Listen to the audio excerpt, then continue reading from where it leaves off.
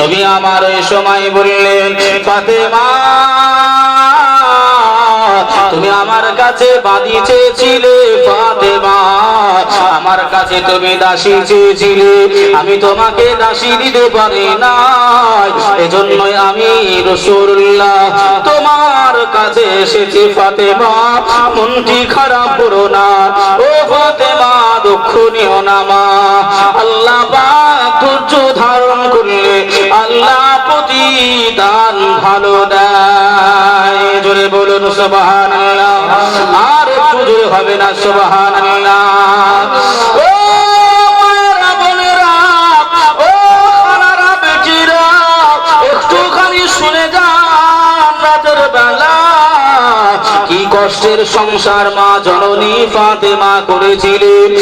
আজ আমাদের সংসার যদি দেখতে যায়, আমাদের আলমারি ভর্তি কাপড় রয়েছে, এক বছরের খাবার দাবার এক্সট্রা করে রেখে দিই। আল্লাহ নবী খলিফা টুকরি ফাতেমা, ও মা বোনেরা একটুখানি শুনে রেখে দেন, আল্লাহ নবীর কলিজা টুকরি আতাউদ্দিন ভাই 300 টাকা দান করেছে, আল্লাহ দানকে কবুল করুন। মাই মুরব্বি যারা বিদায় নিয়েছে, আল্লাহ তাদের সকলের কবরে আযাব মাফ করে দিক, সকলে বলি আল্লাহুম্মা আমিন। বাবা আল্লাহ নবীর বিটি ফাতেমা তো জোহরা এত কষ্ট করেছিলেন, আহারে আমার বিটি ফাতেমা তো জোহরা এমনও ভাই এমন করে আপনার আবারও 5 থেকে 6 দিন এমন করে পানি পর্যন্ত খাওয়া হয় নাই। একটু জোরে বলবেন আল্লাহু আকবার, এই জোরে বলে আল্লাহু আকবার, আল্লাহু আকবার। তারা কি জীবন যাপন করেছিল। মা ফাতেমার কাছে ইমাম হাসান ও হুসাইন গিয়ে বলছেন, মা একটু খেতে দেন না মা, আর যে সহ্য করতে পারি নাই, ও ফাতেমা একটুখানি ব্যবস্থা করেন খাবার, আমি হাসান ও হুসাইন যে অনাহারে রয়ে গেছি, আর সহ্য করতে পারি নাই মা, একটু খাবার একটু দেখেন না। ভাইয়া বাবাজি সোনার মানিকেরা জওয়ানেরা, মনটা একটু স্থির করে নেন, দিলটা একটু থামিয়ে নেন, মন ধ্যানটা আমার দিকে দেন, আমার দিকে তাকান।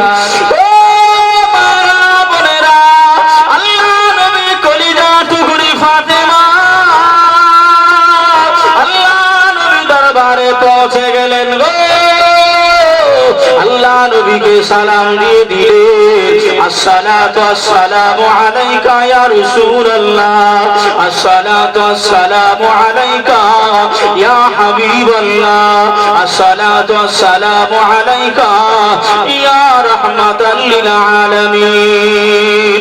আল্লাহ নবীর বিবি ফাতেমা আল্লাহ নবীর সম্মুখে জাজ্জার করে কান্নাকাটি করে। মা ফাতেমা চোখে পানি,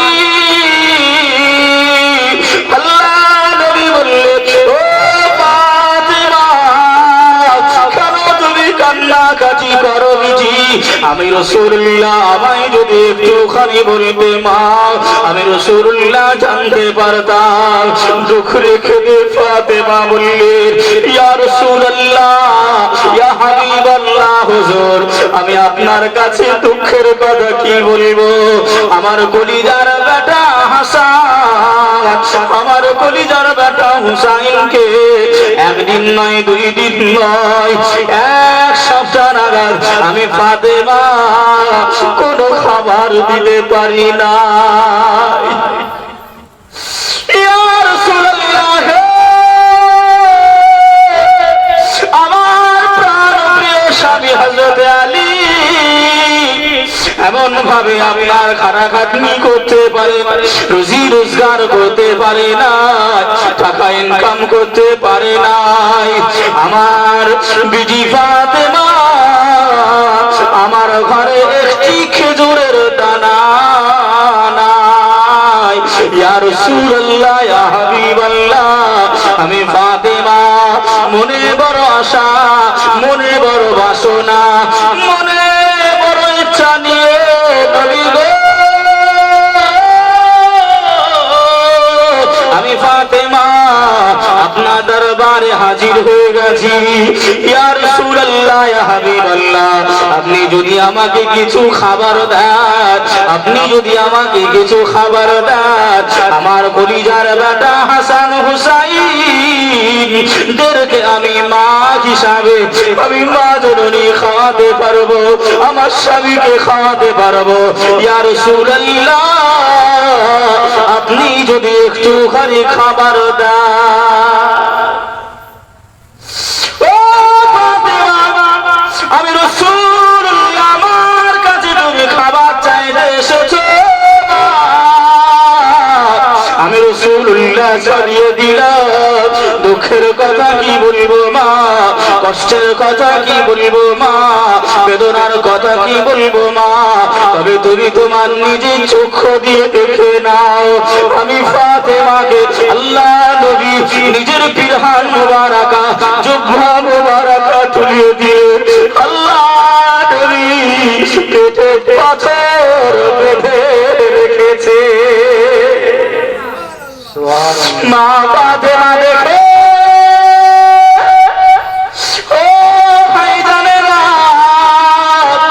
ও আমার মা বোনেরা, আব্বা জানের পেটে পাথর দেখে মা ফাতেমাতুল জোহরা আর থাকতে পারেন না, আর ধৈর্য ধারণ করতে পারেন না, অঝর নয়নে জর্জর করে আম্মা জান ফাতেমা কান্নাকাটি করে, রোনাজারি করে, ইয়া রাসূলুল্লাহ, ইয়া হাবিবাল্লাহ, আপনার মনে এত দয়া, আপনার মনে এত মায়া, আপনার পেটে খাবার নাই বলে পেটটা বসে যাবে আর জুব্বাটা বসে যাবে, সাহাবায়ে রাসূলুল্লাহ বুঝতে পেরে যাবে আপনার খাওয়া হয় না। ইয়া রাসূলুল্লাহ, ইয়া হাবিবাল্লাহ, এজন্যই আপনি পাথরে মোড়াগুলি বেঁধে রেখেছে। আমি ফাতেমা দেখে যে সহ্য করতে পারি না। আল্লাহ নবী আমার এই কথাটা শুনে আল্লাহ নবী বেরিয়ে গেলে, বাবাজি আমার সোনার মানিকেরা একটুখানি নবীর কথাটা টেনে নিয়ে আসি বাবা। আহারে আমার নবী সাহেবুল আখলাক, নবী দো জাহান, সাইয়্যিদুল মুরসালিন, সাইয়্যিদুল কাওনাইন, নবী আমার এত কষ্ট করেছে, আলে রাসূলদের ভালোবেসেছে। আল্লাহ নবী বললে, এ পৃথিবীর মানুষেরা, এ জগৎবাসীরা, আমি রাসূলুল্লাহ জানিয়ে দিলাম, আমি হাবিবুল্লাহ জানিয়ে দিলাম, যারা আমার ফাতেমাকে ভালোবাসবে, আমার হাসান হুসাইনকে ভালোবাসবে, আমার আলে রাসূলদেরকে ভালোবাসবে, আমি রাসূলুল্লাহ জানিয়ে দিলাম কাল কিয়ামতের দিনে আমি রাসূল তাদের জন্য শাফাআতের জামিন